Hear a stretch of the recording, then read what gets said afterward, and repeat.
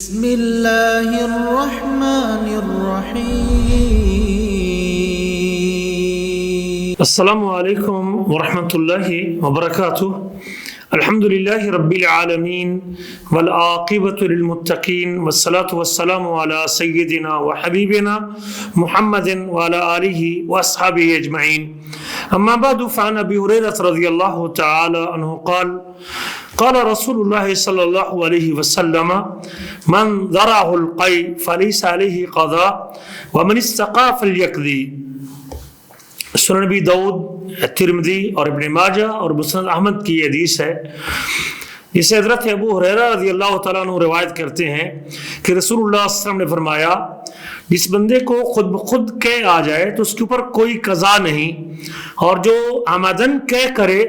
تو اسے چاہیے کہ وہ قضا دے۔ یہ حدیث اس بات پر دلالت کرتی ہے کہ اگر خود بخود قے آتی ہے تو اس سے آدمی کا روزہ نہیں ٹوٹتا، لیکن اگر جان بوجھ کے کوئی شخص قے کرتا ہے تو اس کا روزہ ٹوٹ جائے گا اور اسے اس روزے کے بدلے میں قضائی دینی پڑے گی۔ یہ جمہور اہل علم کا موقف ہے، لیکن اگر خود بخود قے آ جاتی ہے بغیر اختیار کے تو اس کا روزہ درست ہے اور اس کے اوپر کوئی چیز واجب نہیں ہوتی۔ امام خطابی فرماتے ہیں لا اعلم بین اہل العلم فیہ اختلافا، اس میں اہل علم کے درمیان میرے علم کے مطابق کوئی اختلاف نہیں ہے۔ امام ابن قدامہ کہتے ہیں ھذا قول عامۃ اہل العلم، یہ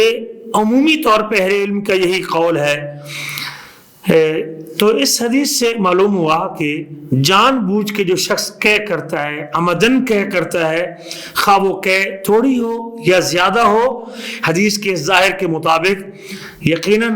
اس کا روزہ ٹوٹ جائے گا اور اسے اس روزے کے بدلے میں قضائی دینی چاہیے، خواہ وہ تازہ کھانا ہو، خواہ وہ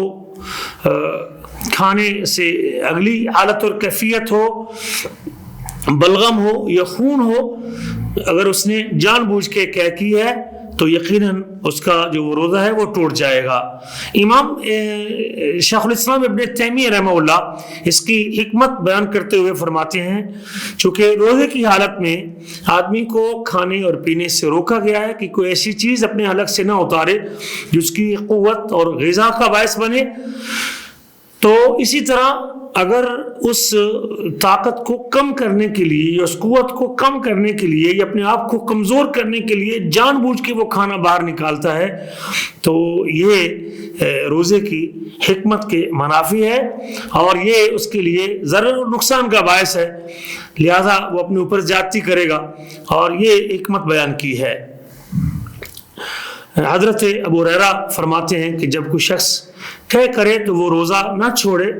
چونکہ وہ جسم سے اس نے کوئی چیز نکالی ہے، داخل نہیں کی، تو اللہ تعالیٰ سے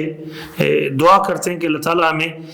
اطاعت کرنے کی توفیق نصیب فرمائے، اور جو اپنے حبیب صلی اللہ علیہ وسلم سے سنا ہے اور جو